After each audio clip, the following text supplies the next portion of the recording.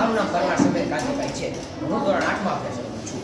અમે આજે આ વિજ્ઞાન મેળામાં સોલર ટ્રેન નામનો પ્રોજેક્ટ લાવ્યા છીએ. આ પ્રોજેક્ટનું કાર્ય એ છે કે આપણને જે સૂર્ય ઉર્જામાંથી સોલર પેનલમાં સંગ્રહિત થાય તે ઉર્જાથી આપણે ટ્રેનમાં લાગેલા વિદ્યુત ઉપકરણને ચલાવીએ. આપણે જાણીએ છીએ કે આ ટ્રેન હાલમાં એક મહત્વપૂર્ણ આવાગમનનું સાધન બની ગયું છે. ટ્રેન દ્વારા આપણે કોઈ પણ સમયે કોઈ પણ સ્થાને ખૂબ જ ઝડપથી પહોંચી શકીએ છીએ. ટ્રેનમાં આપણને ઘણી બધી સુવિધાઓ મળે છે, જેમ કે લાઇટ, પંખા, ચાર્જિંગ વગેરે. આ બધા વિદ્યુત ઉપકરણને ચલાવવા માટે વિદ્યુત ઉર્જાની જરૂર પડે છે. આ વિદ્યુત ઉર્જા આપણે કોલસા અથવા સોલર પેનલ દ્વારા બંને રીતે લઈ શકીએ છીએ. ટ્રેન દરરોજ હજારો યુનિટ વિદ્યુત ઉર્જા ખપત કરે છે, પરંતુ તેમાંથી આપણે થોડાક યુનિટ વિદ્યુત ઉર્જાની બચત કરવા માટે આ પ્રોજેક્ટ લાવ્યા છીએ. આ પ્રોજેક્ટનું મુખ્ય કાર્ય એ છે કે ટ્રેનની છત પર લાગેલા સોલર પેનલની મદદથી ટ્રેનની અંદર લાગેલા વિદ્યુત ઉપકરણને ચલાવવા માટે થઈ તે સોલર ટ્રેન કેવી રીતે કાર્ય કરે છે. આપણે માની લઈએ કે એક ટ્રેનમાં 10 ડબ્બા છે. એક ડબ્બાની લંબાઈ 30 મીટર અને પહોળાઈ 2 મીટર છે. તેથી ડબ્બાનો કુલ વિસ્તાર બરાબર 60 મીટર થાય.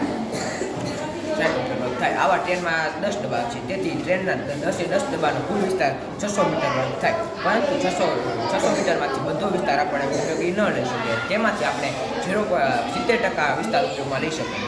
એટલે કે 600 મીટર વર્ગ ગુણ્યા 0.4 એટલે કે 420 મીટર વર્ગ મળે.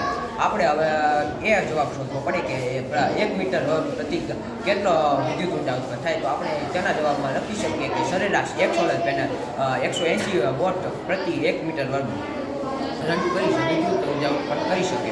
એવા આપણી પાસે 420 મીટર વર્ગ છે.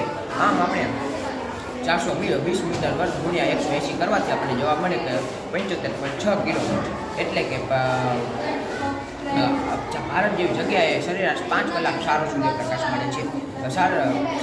એટલે કે આપણે જવાબમાં લખી શકીએ કે 1 કલાકમાં 75.6 કિલોવોટ એટલે કે 5 કલાક બરાબર 75.6 ગુણ્યા 5 બરાબર 378 યુનિટ.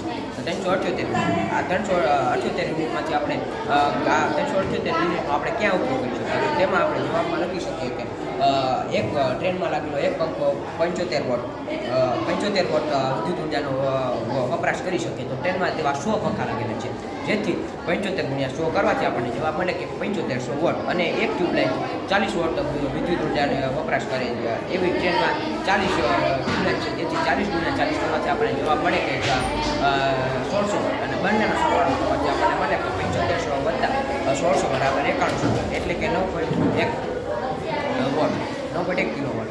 આમ આપણે બાકીના 378 યુનિટમાંથી 9.1 કિલોવોટ બાદ કરીએ તો આપણે હજી ઘણા બધા યુનિટો બચત થાય. તેમાંથી આપણે બીજા તે યુનિટોના આપણે જનરેટરમાં સંગ્રહિત કરી આપણે ટ્રેનના બીજા ઉપકરણોમાં તેનો ઉપયોગ કરી શકીએ છીએ. આ અમારું વર્કિંગ મોડેલ છે, જે તમે અત્યારે જોઈ શકો છો નીચે.